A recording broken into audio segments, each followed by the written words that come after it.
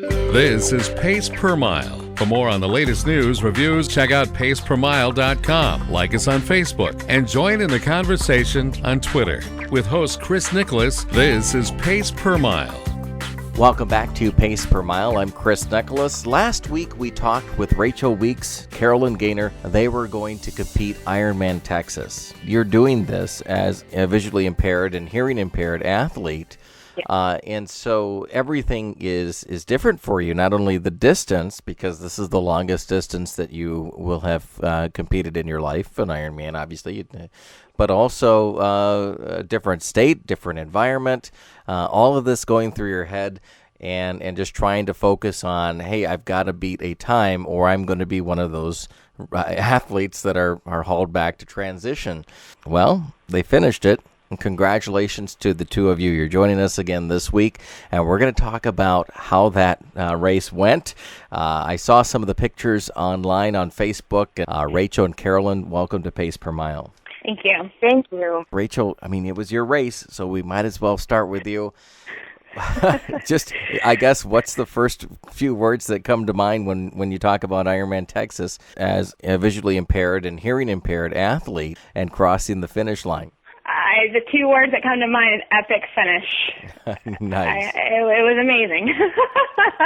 Awesome. And there were some moments we didn't think we were going to get there, so it just made that finish that much sweeter. And to be there at the midnight hour and have everybody cheering us on was absolutely amazing. And I think Carolyn had told me just a few minutes before we started the program today that you were actually racing, I would assume, to the finish because time was running out. Yes. Those last, I don't even remember how many miles, 2.5, 3 miles, I pretty much booked it. And I might have been going 11 minutes a mile, but to me that was booking it at the level I was feeling. But straight up ran the whole time, knew time was against me, and knew that it was all up to me now. Everything was on me, and if I didn't take it on, then it would be my bad if I didn't make it. Listeners can always go back to last week's show and kind of get the details prior to your Ironman Texas event. And just to kind of recap with our listeners, if they're just joining us and this is the first time they're listening to Pace Per Mile, is that last week we talked to the two of you. Carolyn and Rachel had met via social networking over Twitter. Rachel had tweeted out that she was looking for somebody to lead her in a Ironman, actually a triathlon as the first race, and that was the Chicago Triathlon last year. And the two of you get a chance to meet at the Chicago Triathlon, compete, finish, and then it's not over after that. It's Ironman time, and that's what you did this past weekend at Ironman Texas.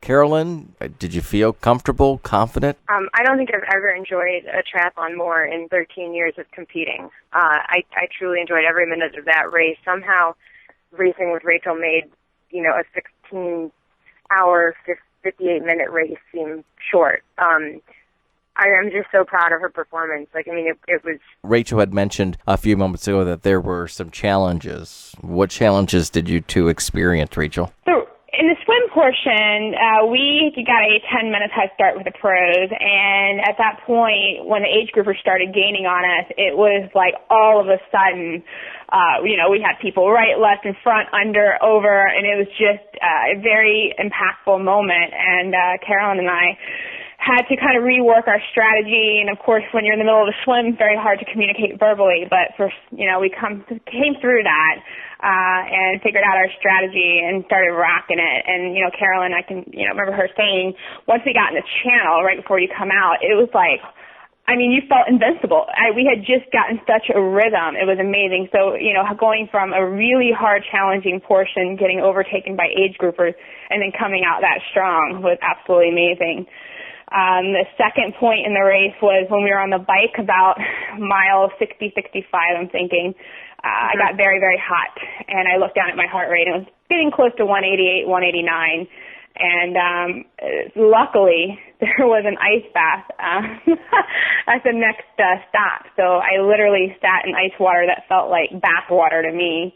and cooled off and pretty much saved the race for us.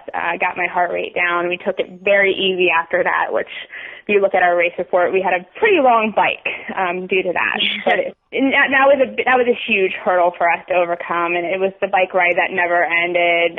You saw bikes, people had, left their bikes and they were being shipped back to transition, and people on the side of the road, and you would hear sirens going off, and keeping the mentality, keep pushing forward was very difficult during that long stretch. Carolyn, what about you? What challenges, from your standpoint, did you face in this race? I think every race has challenges, and I guess I never really, it's hard for me to say, okay, we faced X, Y, and Z challenges during a race. I go into it knowing I'm guiding, Rachel, and I know how strong she is mentally and physically. I don't think I anticipated how slow the bike was going to be given the heat, but I'm so proud of how we did, considering I think 17% of the people in the race didn't finish. That's 400 people dropping out or not making time cutoffs. And, being on a tandem is rough because it's definitely slower. And then with the heat and, we had some brakes issues and stuff, but my thought sort of is that there's always going to be some sort of problem, like in terms of your equipment or, just something, that someone might call bad luck. That happens in every single race. So to me, I feel like, when something happens that might seem to be unlucky, you're getting it out of the way, and then you're going to have luck somewhere else in the race. I was just so thrilled with how she did. I knew she could finish in under 17. The heat was probably the biggest, challenge to overcome. It made everybody go slower, which is why we were so close to 17 hours, which is the time cutoff. But, I'm even more proud of it given how hot the day was and how hard it was to be out on the course. The show today is more of a two-part show, and I want to transition a little bit here in a few minutes to talk more about you, Carolyn, because you do wear multiple hats, not only to help impaired athletes to cross the finish line, but also with Team Red, White, and Blue to help veterans. So we're going to talk a little bit more about Team Red, White, and Blue, but I would not be doing our listeners justice, Rachel, if I didn't ask you, other than crossing the finish line, what was the highlight of the race? That is seeing my kids. I'm a joker. Yeah, they flew in that day, Saturday, and came in right around the bike portion. And as I made my first loop going into the second loop, we heard something, we turned around, and my girls were sitting there with their sign, and yeah, it was good. Yeah. I had to jump in on that. In fact, as Rachel said earlier, that the last 3 miles she booked it. It was right when I said to her, Rachel, your girls are at the finish line waiting for you. Let's, insert X folder here. Let's effing do this. And she just took off and didn't stop until we crossed the line. It was really amazing. I've got goosebumps right now thinking about it. Well, congratulations to the two of you. I think I know you have accomplished something that is incredible. And just to think about, and we don't always finish a race. Sometimes we do DNF out there. And as you had mentioned a few minutes ago, for 400 athletes to DNF on a race such as an Ironman, they're going to be back again. They'll be competing. But for you, you were able to finish it. So that means, Rachel, you have to put another race on your calendar, of course. Absolutely. And I couldn't have done this without Carolyn. I can't say enough about her guiding abilities, making it fun. You look through our pictures, nothing but smiles, even when we were in pain. And that experience alone with her is just a beautiful moment. So thank you, Carolyn. Oh, it was my honor, Rachel. I'm just glad I could have been there. Rachel, we'd love to have you stick around for a few minutes. We want to bring in a gentleman named David Chu here in just a few minutes. But Carolyn, this is the time that we get to focus a little bit on you and what you have done in your career. This isn't the first time that you've taken an impaired athlete through the finish line, got them to something that they might not have ever thought about or competed in or completed. And over the years, you probably have a number that you always tell people, and more than me, but how many athletes have you worked with that have been impaired over the years? I actually wouldn't know that number, but someone just asked me recently, and I counted that it's been 7 athletes total, 6 in triathlon. I'm excited. It's a lot, actually. And you started racing at what age? Let's emphasize again, I'm an amateur athlete, but I started doing triathlons when I was 17. I wrote my college entrance essay on what it was like to train for and complete my first Olympic distance triathlon. One thing that has really impressed me is that you aren't doing this for yourself. You're not really looking for the tallies in how many races that you compete in and that you finish. Obviously, it's enjoyable, but being involved in helping individuals that are impaired, and then also with Team Red, White, and Blue, which we're going to get into right now, why do you feel that you want to do it and that you are doing it?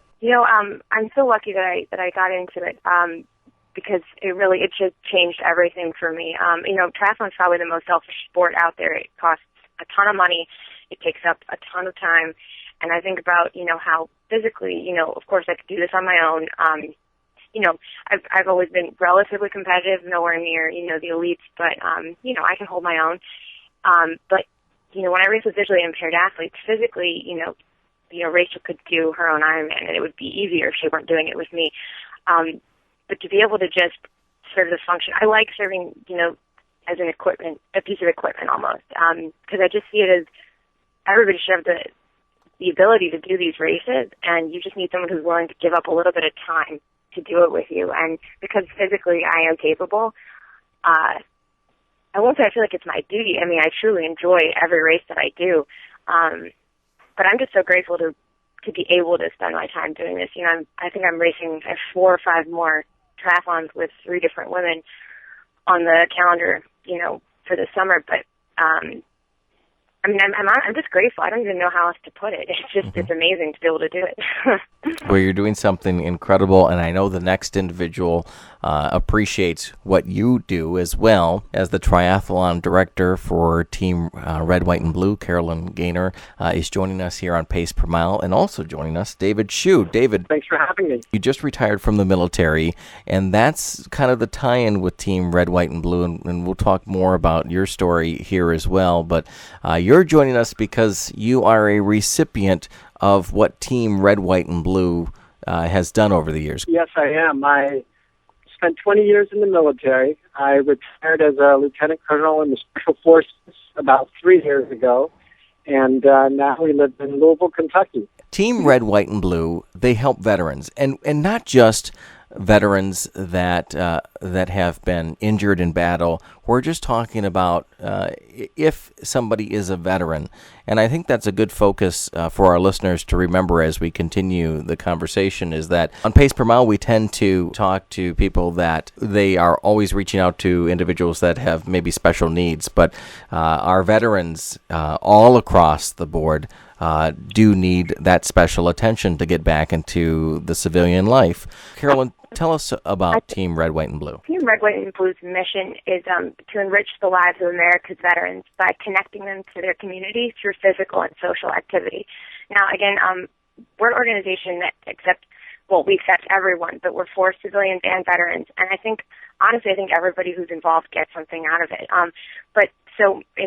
You're focusing on, the fact that David's recently transitioned back into the civilian world. And I witnessed firsthand in a relationship how difficult it is to shift from the military mindset back into the civilian world. I think even guys and girls that aren't, physically wounded, I think that almost everybody's going to have some challenges, and then especially people who've deployed and been in combat, it can be, you can have PTSD or other mental issues that you're dealing with that might not even be diagnosed, and it can be just incredibly hard. And so what we're trying to do is just make things just a little bit easier, a little bit better, for people, and to raise awareness and, let people know that, just because you can't see, just because someone's not missing a leg, doesn't mean that they're not struggling just as much as the guy who's missing a leg.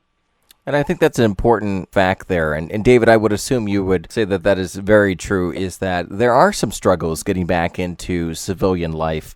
And that's where an organization like Team Red, White, and Blue does come into play. Absolutely. And the big difference, there's a huge difference between work in the military and work in the civilian world.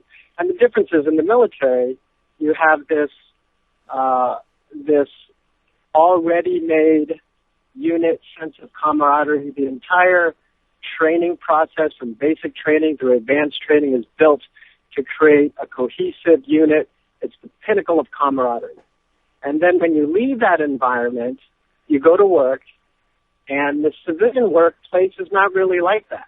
So you start to look for those feelings you had in the military, and you don't find it at work because work and recreation are very separate. But in the military, you do physical fitness as a unit every morning. The focus is on mission readiness and also on esprit de corps. So what Red, White, and Blue does is they really kind of facilitate the transition by getting the community involved to encourage veterans not to create a separate veterans athletic organization, but to integrate them into the civilian athletic fitness environment. And it's such a healthy and long-term, I think, solution. I think veterans want to feel, at least I do definitely, I want to feel like I've joined a team again. I want to feel like I've joined a team, not exactly like it was in the military, but a team that has a high sense of purpose, has an urgency of performance, and is moving towards a goal together with mutual support. And that's been hugely important in my transition from an organization that was the absolute pinnacle of camaraderie to a much more to a very different environment. I think that what communities can do to help is to really encourage veteran participation, and not just in triathlon, but in other fitness-oriented or just in yoga, in CrossFit, and all sorts of other physical activities. Because those all have their own sense of belonging and mutual support in them. Local businesses, fitness organizations. In Louisville, for example, Ken Combs Running Store has been hugely supportive in including vets. And vets have to learn how to ask for help, too. They have to learn that in the civilian world, you have to invest more time into a civilian organization to gain the same feeling of belonging. Because in the military, it's already ready-made. The unit is already established. So it's quite a bit different environment. And Carolyn, is that the focus that you take with Team Red, White, and Blue, is how do we transition them into subtly, rather than just this, here's something for you, and here's something more, and you just kind of overwhelm them? How do you transition our veterans into civilian life when it comes to triathlon and our sport in general? I think that's what's huge about what we're doing is, the importance of, yes, of course, all of our funding goes to programs that we're doing, and veterans benefit from all of this. But I do think, at least from what I've seen with people I've interacted with, it is better to, make everybody feel like they're on the same playing field here, because then you really feel like you're part of a group, and you don't feel like you're getting sympathy or pity, especially for physically wounded people. You're part of a group of people that actually care. And we call it the easiest community service you'll ever do if you join. And that's whether you're a veteran or a civilian. You come out to a group run or a walk or a social, outing or CrossFit, as David was saying. You come to one of those, you talk to a vet, you get to know somebody, and that's helping. And that's what my focus is in all of this. To me, I think anybody who can, move their body in any way or just show up somewhere, to me that's, you're going to be an athlete, you're going to be a participant in what we're doing. If you just come and you put on, our uniform, I've never felt such a strong feeling of camaraderie in my life. I've been on many, many teams, and I've done a lot of volunteering, but I've never felt as connected as I do with Team Red, White, and Blue. I believe in what we're doing 150%, and I've seen it change a lot of people's lives, civilians and veterans, which is really neat because I think we're one of the only organizations out there that really focuses on that connection between both worlds. And this would be a two-person question, I'll say it that way. Carolyn, and then David, if you can respond after. Is it tough to get them into training and racing and competing and socializing? Obviously, it depends on their personality. And I'm going to jump in really quick. I wouldn't say that. I think we've all seen, people who struggle with, getting fit and staying fit, and at least from what I've seen with the people I've spoken with, in the military, you're required to do physical fitness. You're doing PT every day. You get out, no one's forcing you to do anything. So we try to hold people accountable. No one's forced to do anything, but what we really want is for people to get out there with their chapters, and there are going to be multiple scheduled workouts every week and events every month for people to participate in, and you're going to have your chapter leaders saying, hey, are you coming out? Are you going to meet us? And that helps people, I think, get off the couch, and especially, people who are on different medications and are suffering. If you think someone's waiting for you, you're a lot more likely to show up than if it's just you saying, I think I'm going to go run a couple of miles. So, whatever someone's challenges are, I think that especially when it comes to, people who are, getting out of the military, having that sort of, I need to show up for someone else, I think that helps.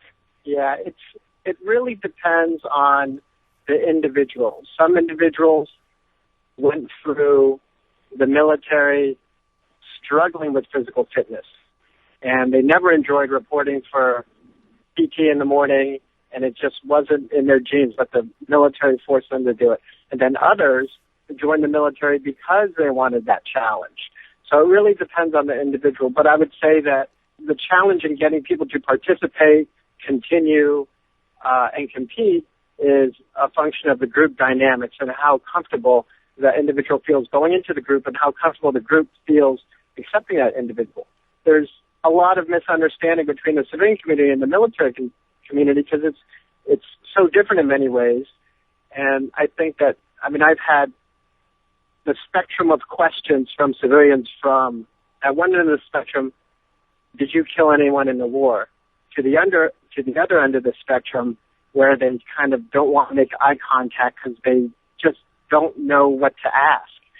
So it's challenging, and you just have to develop relationships, and it takes time to build those relationships. Tell us a little bit about your story in particular with Team Red, White, and Blue. How did you get involved? How has it benefited you? And tell us specifics about the program that really enhanced your life. Red, White, and Blue added, they were actually a subtle organization. A subtle organization that was inclusive of all veterans.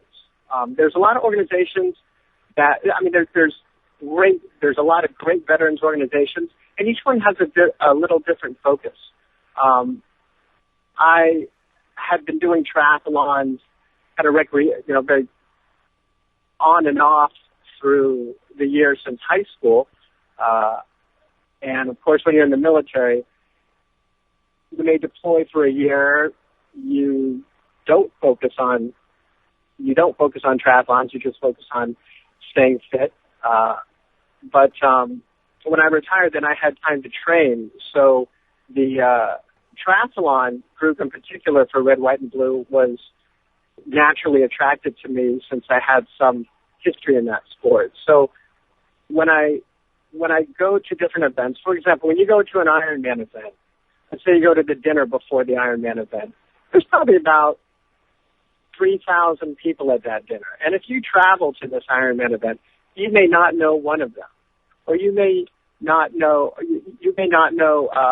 Everyone's coming from different places, but Carolyn had set up a Red, White, and Blue table, and you go to that table and you just meet people. You meet other veterans, and you meet other community members and civilians that have found that I want to learn more about veterans.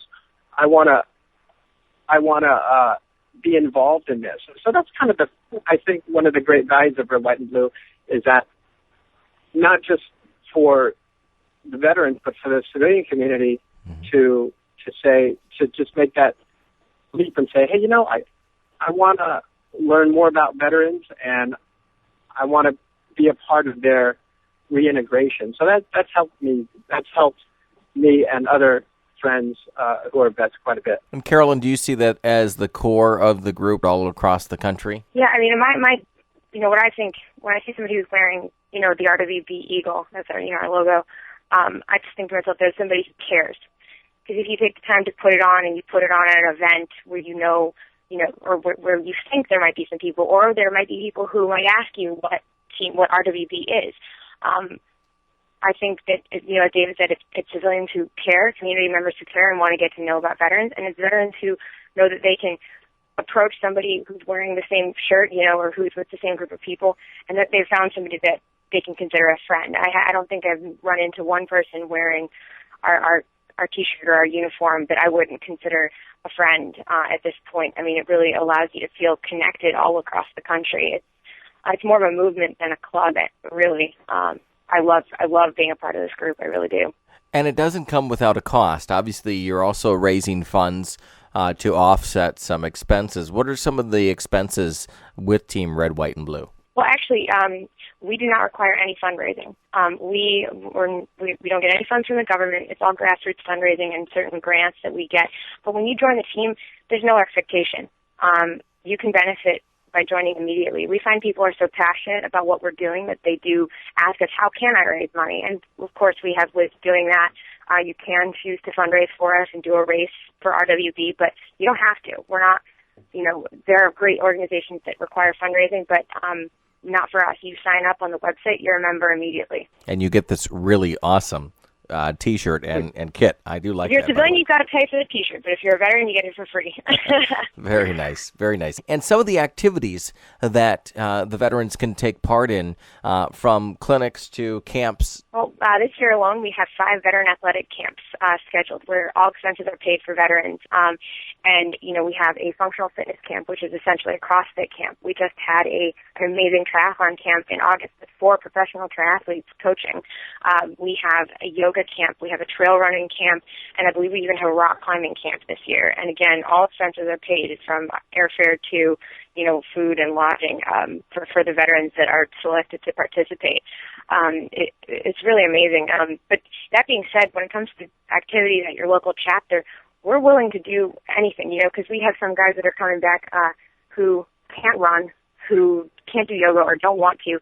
So, we'll say, what do you want to do? And if they want to do archery or if they want to do, target practice, we'll go and the chapter captain has the ability to set up an event and go do whatever the veteran wants to do. So you don't have to be a runner or a triathlete to participate. We will work around what the people want to do, which is, the flexibility is key. It's whatever the demographic wants to do, whatever location you're in. It's pretty incredible, really. If he or she is not a runner or he or she is not a triathlete, you'll build something for them. So obviously there's some individuals that are part of the organizational team that have said we need to kind of cast that open net. Who started the program? How did that kind of mission and vision come together that you're talking about today? Well, Major Mike Irwin, who's a professor at West Point, he founded the organization just under 3 years ago, I believe. And he's actually a professor of psychology, and he really believes in positive psychology and everything that surrounds that. So, I think he's seen, and this is, I don't know, he hasn't given me this speech to say, but I think he's seen the struggles that people are facing with, the veterans are facing with reintegration, and he wanted to find some kind of solution for that, and he created Team Red, White, and Blue. And initially it was, it was supposed to be just, targeted towards wounded veterans. And then, so our executive director, Blaine Smith, he's a veteran, and I got to hear him speak at our leadership conference. I got to meet him, in January. And what he said was, he thought it was fine. He came back, he got out of the military, he had a family, he had a great job, and something was wrong, and he didn't know what. And, he wasn't physically wounded, but he was struggling. And so they really reshaped the mission of Team RWB to focus on veterans, period. Because, again, just because you don't see somebody's wounds doesn't mean that they're not suffering.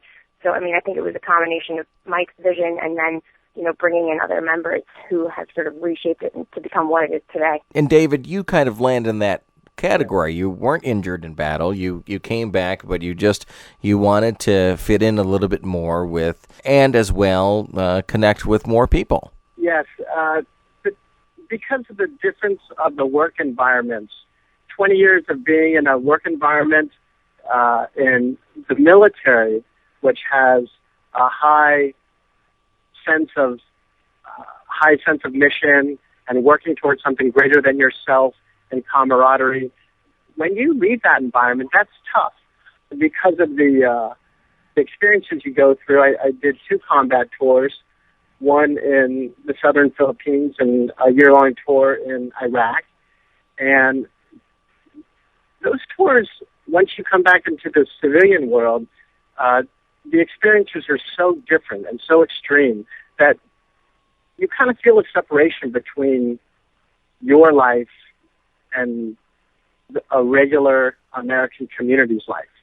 And Red, White, and Blue bridges that, helps to bridge that through a healthy lifestyle. So here's what I'm taking from this is that no matter their physical need, their mental need, and Carolyn, am I correct on physical need? You will, or the chapters will develop a program if they've lost a limb or they've been blinded or something Absolutely. physically is wrong with them. Absolutely.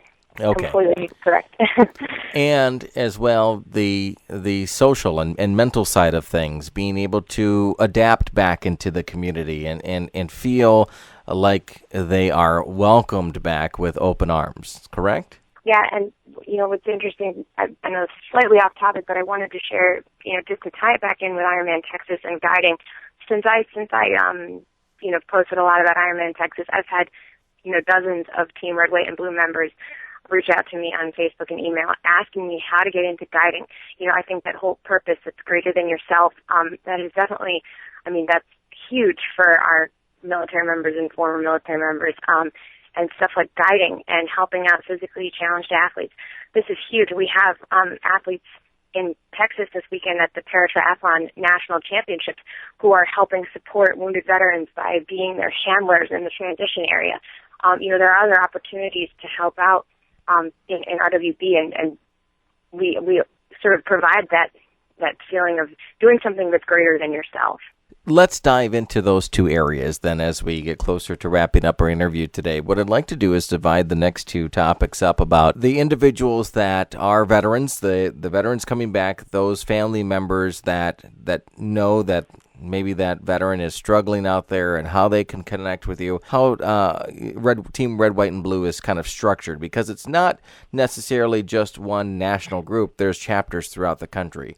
So let's focus on that part for the next few minutes, and then let's look at the athletes that really want to help out and become part of Team Red, White, and Blue. So let's take the veterans. How do they reach out to you? Do you reach out to them? Well, the first thing that everybody has to do is just go to our website, www.teamrwb.org, and you just click on Join the Team. You're going to just put in your email and your zip code, and you can choose whether you're a veteran or a non-veteran. And then in the comments box, you can put that you are a triathlete, or you do CrossFit, or you're a runner, or whatever you like to do, and you submit that form. So then we take it from there, really. If you're a veteran, you'll get an email from, our athletics director. You'll get an email from your chapter captain, because by putting in your zip code, you're letting us know where you are. And we have chapters all over the country and even other countries, for people who are deployed or just live elsewhere. And so you'll get an email from the national athletic director from your local chapter. If you're a veteran or a wounded veteran, you'll get a different email as well. So you'll have all these people reaching out to you, asking, saying, welcome to the team, and, letting you know about all the resources that are available. So I personally email all of the triathletes that join the team, if they indicate that they're a triathlete, and then we tell you exactly how to connect. It's pretty cool. All you do is sign up on the website. That's great. It sounds like it's a great resource. What about the family members that might be proactive and take that step in replace of the veteran that might not have the have the will, I guess, at that point to do that? If they don't want to sign up or they're not ready, if the family just starts coming to events, and hopefully at some point we can, find something that, their veteran family member or friend wants to do. We set stuff up. There are so many opportunities, baseball games, we'll have socials, barbecues, depending on, what area you're in. So if the family member wants to sign up, even if they're, the veteran that they're talking about isn't ready yet, we just encourage families to sign up. We don't want to push anyone to do something they're not ready to do, but if the opportunity is there, hopefully that they'll see what we're trying to do, and they'll want to join. That's a great point, because I could see some of the family members, and I'm supporting our veteran, our family member that's come home, but I want to make sure that they're going into an environment that they're going to feel welcome and safe, and kind of look out for them. So having them come to your activities, I think that's quite important. What about for that athlete that wants to be involved? I want to lead right into what sort of commitment does it take? There's no required commitment. That's another thing I like about it is it's as much or as little as you want to do. And I think because it's so relaxed, people tend to want to do a lot. If you want to work out 5 days a week, you'll find people to work out with you, whether it's a scheduled workout or whether you just meet people. But if you want to just join and not do anything for a year, we're not going to revoke your membership. We understand that people are going through different things in their lives. Ultimately, we would love for people to be very involved, coming to a couple of races a month, coming to at least 1 or 2 weekly workouts. That would be ideal. But, you're not going to get kicked out because you aren't able to come out. But I also see that the more that they are interacting with our veterans, the more they probably want to be committed. Is that correct? Yep. Yeah, I think that's partially why we don't have to have any, type of pressure put on people is because they want to. I've just seen the more somebody gets involved, the more they want to be involved. I think I've seen that across the board. It's pretty incredible. And David, did you see that when you were participating and continue to participate, is that you built those friendships and relationships with people that you had never met before? Oh, absolutely. And it's very different because in the military, all your experiences are fairly, everyone's been through similar type of training, and that's the way the military is designed. So the diversity in lifestyles, in work, in community participation has been really, really fascinating to me. My primary social group now that I've retired is my running group, my cycling group, my triathlon group, and if I didn't have those groups, then my transition would be much more difficult. And before I found those groups, when I first retired, it was I was really searching for that. I was searching for a unit again. Mm-hmm. And Red, White, and Blue is that enabling organization that it's a subtle enabling organization that just facilitates that for the veteran to go into a group and for a group to encourage a veteran.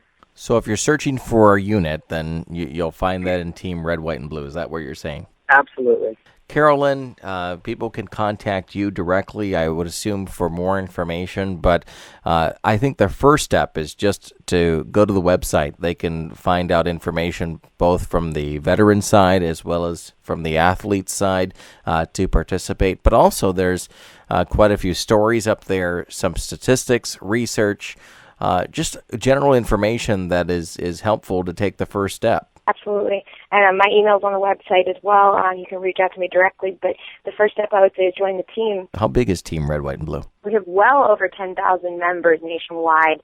And then the triathlon team, we have about 1,500 members nationwide. I feel like, you can't go to a race now without seeing somebody in the RWB kit. It's pretty cool. That's pretty neat. And what a great group. I've seen a lot of their Facebook posts from friends that are Facebook friends of mine that are talking about Team Red, White, and Blue, and we encourage you to Looking keep it forward up. to seeing you in the shirt, Chris. I would be proud to wear one. There is no doubt about that, and compete. Well, we will continue to follow you and support you in any way that we can. Team Red, White, and Blue has thumbs up from us here at Pace Per Mile. Great job to all of you there. David, I'm glad that you were able to join us. I think you have you've kind of helped let us know that as a retired veteran, we can move on from military life and still feel like we are not only important, but that we have a structured group that we can be a part of, but also that we can just go out and exercise and have fun and live life. Absolutely. And I just want to say, whether you're retired or you spent a couple of years in the Army, or you got out of the military years ago, you're looking for a team, and that team is right there. It's Red, White, and Blue. Carolyn, website one more time so that we don't forget it. TeamRWB.org. All right. Thanks again for joining us this week on Pace Per Mile, and we'll connect with you here in the future. Carolyn, thanks again for joining us. David as well. Thanks again. Thanks, Chris. Bye-bye. Thank you. At Pace Per Mile, we want to share your story. Do you know someone that has a compelling topic to share with the listeners? Help us tell your story or their story by emailing us today. info@pacepermile.com. That's info@pacepermile.com.